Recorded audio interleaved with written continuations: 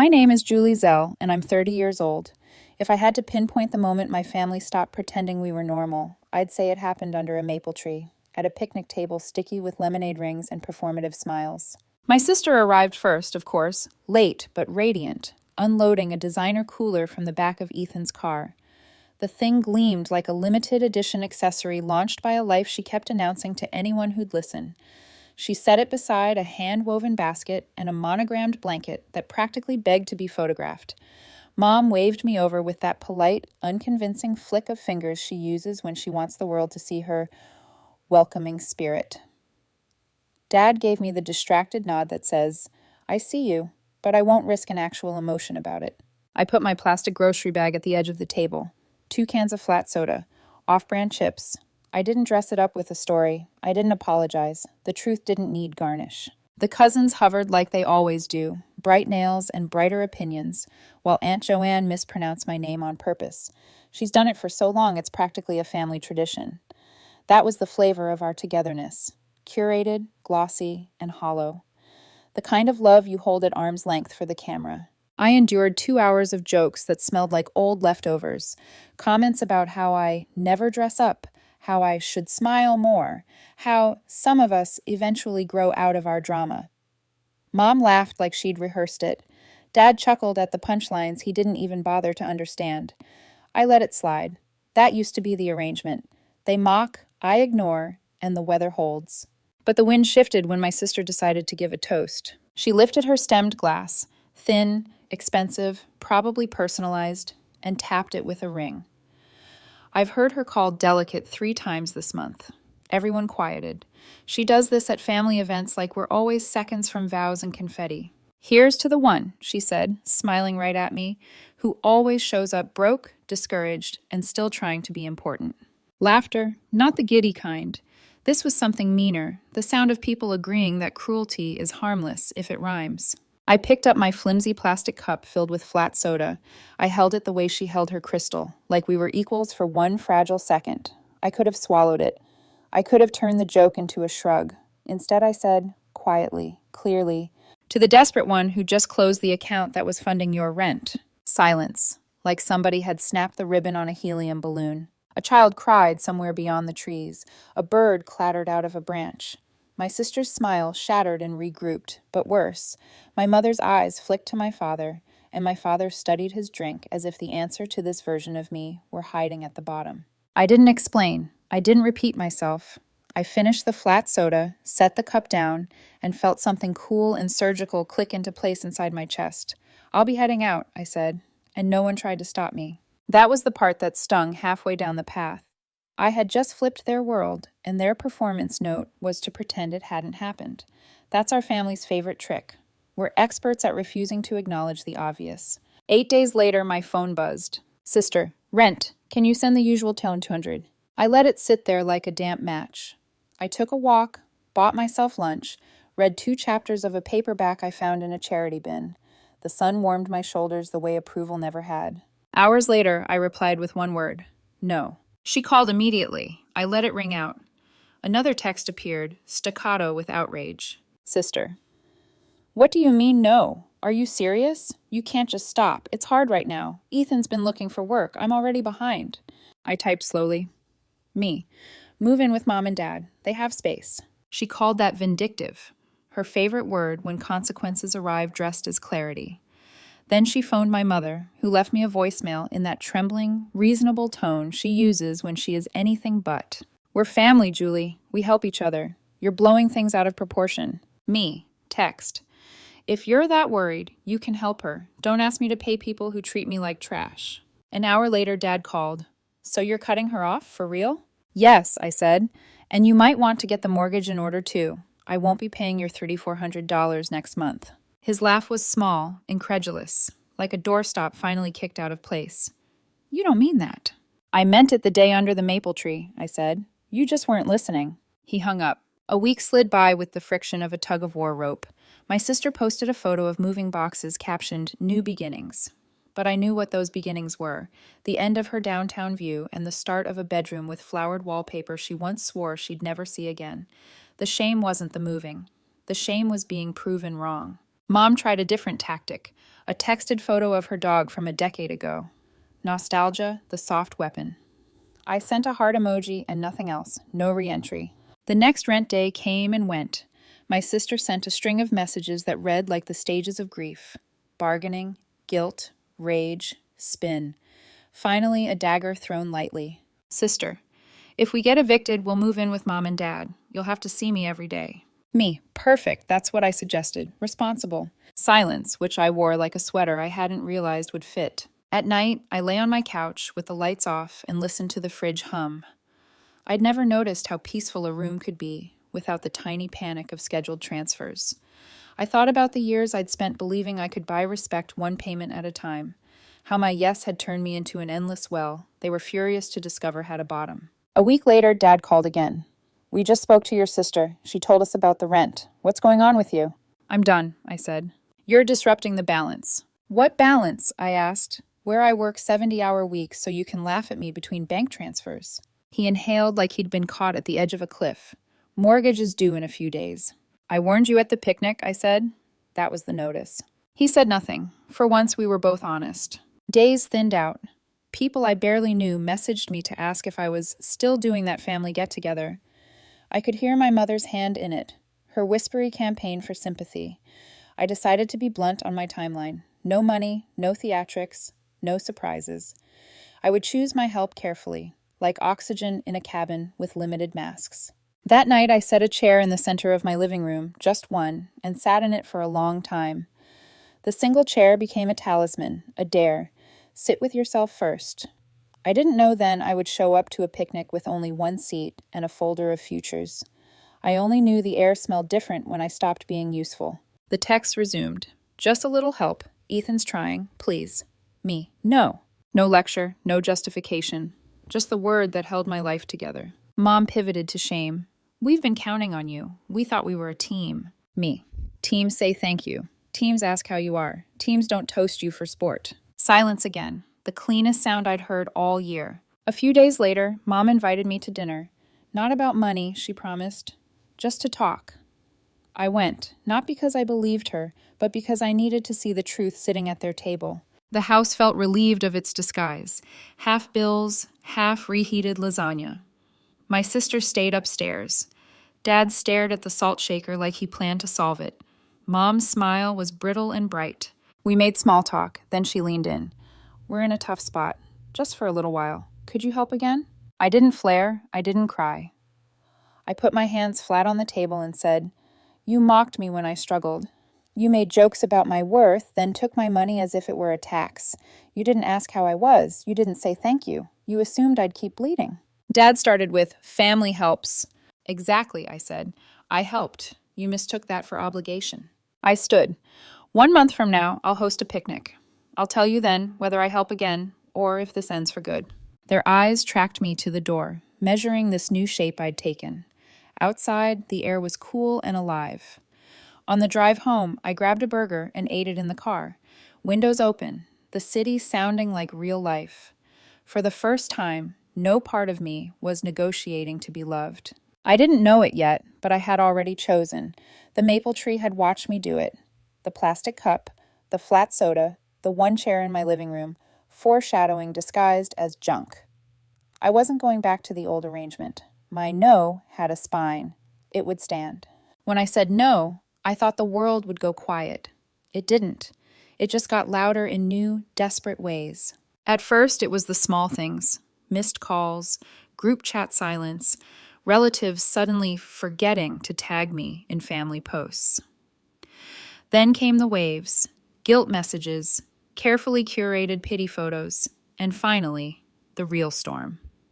Financial panic disguised as moral outrage. It started with my sister, of course. Her text turned from pleading to furious within hours. Sister, I can't believe you're doing this to me. Sister, you're punishing me for having a life. Sister, Ethan's trying. You know how hard it is right now. I ignored them. For 2 days. Then she sent a voice note, crying so loudly I could hear Ethan whispering in the background. Just hang up. That was the moment I realized something. They didn't actually want help. They wanted control. 3 days later, my phone lit up again. This time, Mom. Julie, sweetheart, your sister's just overwhelmed. Can you please reconsider? Just this month, until she gets back on her feet. Her tone was sugary, but cracked around the edges. When I didn't answer, she tried another angle. You know, when your father and I were your age, we would have never left family stranded. I nearly laughed. When you were my age, Dad's parents paid your mortgage. But I said nothing. Silence was my new weapon. The next morning, Dad called. His voice was flat, like he was reading a script he didn't believe in. Julie, this has gone too far. You're turning your back on your family. Your sister said you're making her look like a failure. I waited a beat before answering. Maybe she's just seeing herself clearly for the first time. He went quiet, then softly. You sound just like your grandfather when he cut us off. And that's when it hit me. This wasn't new. It was generational, a pattern repeating like a family curse. Someone works, someone bleeds, someone mocks the provider until they stop, and then they cry betrayal. That afternoon, I logged into my bank app. There it was, a familiar line item under transfers. Mortgage payment, Zelle residence, $400, recurring. I had forgotten I was still paying it automatically. Quietly. I'd been covering my parents' house for 3 months without a single thank you, without a word. When I canceled the auto transfer, a message popped up on the screen. Are you sure you want to stop recurring payment? I clicked yes. The sound of that click felt like therapy. A week later, the silence broke in the loudest possible way. My cousin Jenny called out of nowhere. Hey, I just heard from Aunt Joanne. She said your parents' house might be in pre-foreclosure. Is that true? Pre-foreclosure. They hadn't told anyone I was the one paying the bills. When I stopped, the truth finally showed its face. Now the entire family knew, and like clockwork, they turned on me. Julie ruined everything. She embarrassed them. She's cruel. No one remembered the months I'd carried them in silence. No one remembered that I'd been the invisible backbone of their comfort. Because when I helped, I was invisible, but when I stopped, I became the villain. By the end of the month, the Zell house became a battlefield. My sister moved back in, sulking, claiming she was helping out, while secretly making things worse. Mom and she argued daily, over groceries, bills, pride. Dad spent hours in the garage, pretending to fix things that weren't broken, just to avoid the noise. Ethan, my sister's boyfriend, lasted 3 days before packing his Xbox and muttering, I need space. I heard all of this through the grapevine, and each time someone called to update me, I said the same 4 words. I'm not getting involved. That became my new prayer. Then one evening, as I was cleaning out my inbox, I saw Mom's name flash on my screen again. Dinner invitation. Subject line, let's talk like family. I almost deleted it, but something in me, curiosity, maybe, or closure, said, go. The next night I showed up. The house felt smaller than I remembered. Bills covered the kitchen counter like wallpaper. The smell of burnt lasagna mixed with tension so thick it might as well have been smoke. Mom smiled too tightly. Dad looked 10 years older. My sister didn't come downstairs. We sat, pretending this was casual.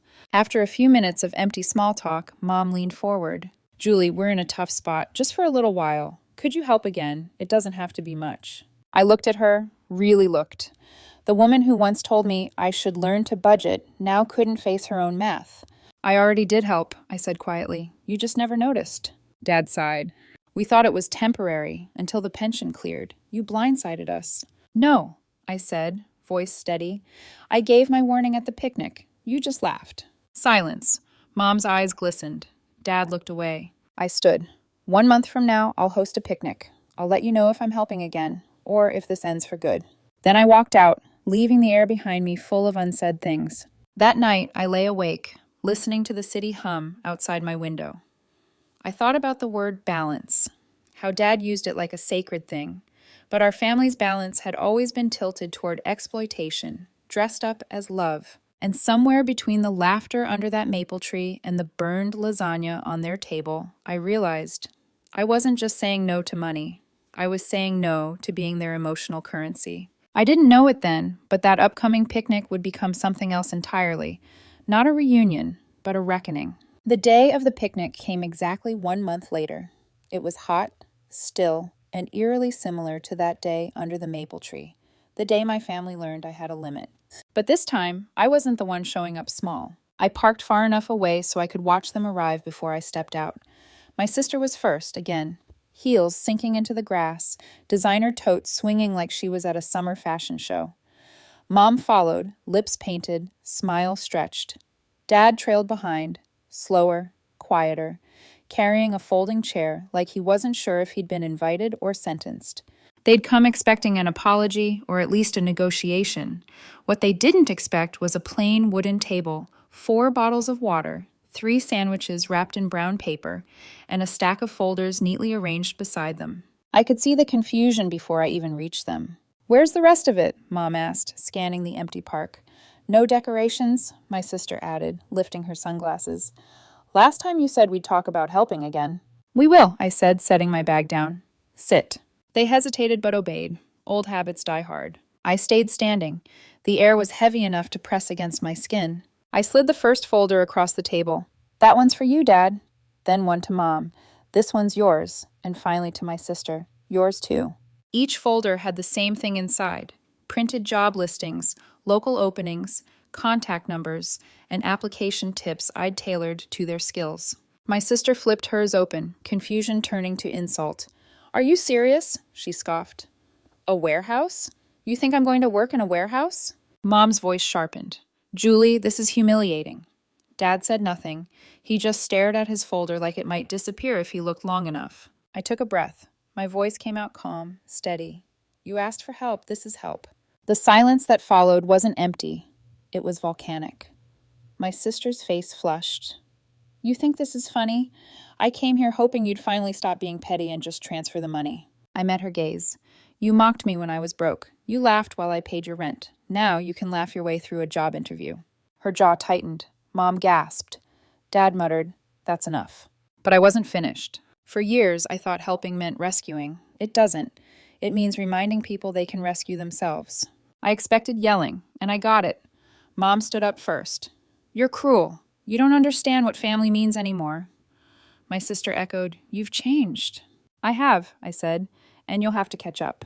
Dad rose slowly, folding the paper in his hand. "This isn't what we wanted." "I know," I said softly. "That's the point." They gathered their things, muttering, slamming car doors in a symphony of denial. I stayed behind, alone at the table, surrounded by untouched water bottles and a wind that finally moved again. For a long moment, I let myself feel the quiet. It wasn't peace yet, but it was the beginning of it. That evening, I went home expecting more messages: rage, guilt, theatrics. But there was nothing, just stillness. The next morning, one notification blinked on my phone. A new message from the clinic near my apartment. "Hello, Ms. Zell. We wanted to thank you for referring a new applicant, Melissa Zell. She started orientation this morning." I stared at the screen for a long time. My sister. She'd gone. She'd actually shown up. I reread the email twice, waiting for disbelief to fade into something warmer. Then it hit. Maybe she didn't take the job out of gratitude. Maybe she took it out of necessity. Either way, it meant she'd moved. She'd acted. I didn't reach out. I didn't need to. Some things grow better in silence. A week later, I got a call from Dad. He cleared his throat before speaking. "Is the warehouse position still open?" I didn't tease him. I just gave him the contact again. He thanked me. No sarcasm, no lecture, just thank you. Then, 2 days later, a message from Mom. Anonymous number, no name attached. A photo of a prep kitchen schedule with her initials circled. No caption. I smiled quietly. The picnic had worked, not as punishment, but as permission. They were finally seeing that they could exist without my money, without my control, without my exhaustion. That night, I pulled the single chair from my living room corner and set it at the small kitchen table. Then I added 3 more. Not because I expected visitors, but because I finally could. It had been 4 weeks since the job fair picnic. 4 weeks of silence that didn't sting anymore. The quiet now felt earned, like a peace treaty signed after years of undeclared war. I still checked my phone sometimes out of habit. No missed calls, no guilt messages, just the occasional work email or a text from Evan, my boyfriend, asking what I wanted for dinner. He'd watch the whole storm from the edges, never trying to take the wheel. That was what I liked most about him. He didn't rescue me. He reminded me I didn't need to be rescued. "Your calm scares them," he said one night, sitting on the couch beside me, reading. "My calm?" He nodded. "Yeah. People like that need noise. You took away the noise." He was right. My family had fed on drama for so long that silence felt like starvation. The next big shift came quietly, like everything else worth keeping. A text from my sister, Melissa. Started work. It's fine. Don't get used to me thanking you, but I'm not quitting. No emojis, no apology, just the kind of message that says, I'm growing up, even if I won't say it out loud. I didn't reply. She didn't need me to. 2 days later, Dad called. His voice was clearer than I'd heard in months. Got forklift certified today. He didn't say thank you, but he didn't need to. It was already in the pride under his words. Then Mom surprised me. A short email, no subject line. Working part-time at the prep kitchen, using my maiden name. Don't tell anyone yet. I laughed quietly to myself. That was her version of vulnerability. For her, admitting humility was an act of rebellion. A week later, I decided it was time for another picnic. This one wasn't about money or jobs. It was about truth. I sent a simple group text. Same park, Saturday, noon. Come if you want to talk. No follow-ups, no reminders. If they came, they came. If not, that said enough. They all came. When I saw them walking toward me, Dad in a plain t-shirt, Mom with no jewelry, Melissa still in scrubs, I felt something loosen in my chest. For once, there was no performance. We sat on the grass. I didn't bring folders this time, just sandwiches, water, and honesty. I'm not paying bills anymore, I began. Mom looked up immediately, then relaxed when she realized I wasn't angry. I'm not doing this to punish you. I just want balance. Earning more doesn't mean I owe more. Love isn't measured in wire transfers. No one interrupted. No one rolled their eyes. It was surreal. Dad nodded slowly. You're right. Mom stared at her hands. We didn't see what we were doing. Melissa whispered, almost too quietly, I hated you for it. Then I realized I was just scared. The words hung between us like sunlight through leaves, fragile but warm. For once, we weren't fighting. We were learning. After that day, something remarkable happened. They stopped needing me, and I stopped needing to be needed. Evan noticed it first. You're lighter, he said, as we cooked together one night. Less clenched. I smiled. Maybe I finally exhaled. He grinned. Good. I like you like this. Then he hesitated, setting down the spatula. But Julie, you've built walls so strong that sometimes I'm not sure you'd let anyone in again, not even me. That stung, because it was true. Boundaries had saved me, but they'd also made me cautious. I don't want to be the fixer anymore, I said quietly. Not for them, not for anyone. Evan took my hand. Then don't. Just let someone stand next to you. The simplicity of it almost broke me. The next week, while scrolling online, I saw something strange. A Facebook post from Erin, Evan's ex-girlfriend. A photo of me and Evan at a restaurant. Caption: Some people move on fast, especially when the wallet's thick enough. Petty, transparent. Still, my heart sank. Evan saw it before I could bring it up. She's trying to get a reaction, he said, deleting his social apps with a shrug. Let her talk. You know the truth. He was calm, and for once, so was I. The old Julie would have written a long message defending herself. The new one just smiled, closed the app, and poured another cup of tea. Growth doesn't always look dramatic. Sometimes it's just choosing quiet over chaos. That night, I stood by the window, watching city lights blink like distant promises. I thought about the maple tree, the laughter, the flat soda, how humiliation had turned into healing. I thought about how much had changed, not because I fought harder, but because I finally stopped fighting at all. My family was working. My mother was humble. My sister was stable. And me? I was finally free from the belief that I had to earn love by carrying everyone else's weight. I wasn't the family's fixer anymore, just a woman with boundaries and peace. 6 months after the picnic that changed everything, the air in my life felt balanced. No more urgent calls. No more just this once requests. No more invisible debts hanging between love and survival. Just calm. Some nights I'd still wake up thinking I'd missed a payment, that old anxiety tapping like a ghost on my shoulder. Then I'd remember.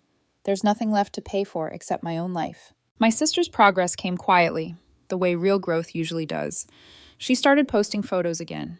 Not filtered ones from fancy brunches, but small, real moments.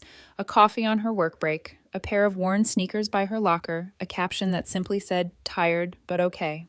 That post had more honesty than anything she'd ever said to me before. Then came a surprise, a photo of her clinic ID badge, no taglines, no emojis, just proof of stability. Proof she'd chosen to stay in the job I'd helped her find, the same job she once mocked. I didn't comment, I just watched, quietly proud. Dad texted me next, a picture of a forklift. Under it, one sentence. Got my first full paycheck. Grill night soon? I smiled at the screen for longer than I'd admit. Mom followed a few days later with an email. Food drive this weekend. Not asking for money, just wondering if you'd share the flyer. That one made me tear up a little, not because of what it was, but because of what it wasn't. There was no manipulation, no guilt, just purpose. They didn't need me the same way anymore, and maybe that was the best thank you they could ever give. That Saturday, I decided to visit the old park again. Same maple tree, same sunlight, threading through the branches. Different me. I brought my own picnic. Just one sandwich, a bottle of water, and a small journal. I sat on the same bench where I'd once felt invisible and realized something profound. Freedom isn't loud. It's quiet. It's when you stop defending your peace and just live in it. While I was writing, I heard footsteps. A familiar voice. Hey, stranger. It was Melissa. Still in scrubs, hair pulled back, grocery bag slung over her arm. She looked real, human, solid. Wow, I said, smiling. You off work? Yeah, she sighed, sitting beside me. I didn't plan to come here. Just ended up walking this way. We sat there for a while, saying nothing. Then she spoke softly, eyes on the grass. You were right, we needed it, all of it. I didn't say anything for a long time. I just nodded. Forgiveness doesn't always need words. Sometimes it just needs space to breathe. That night, when I got home, I found an email waiting from Dad.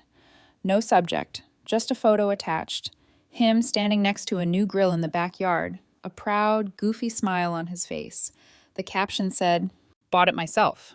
That was all, and somehow that was everything. Later that week, Evan and I booked a trip. One-way tickets, no return date yet.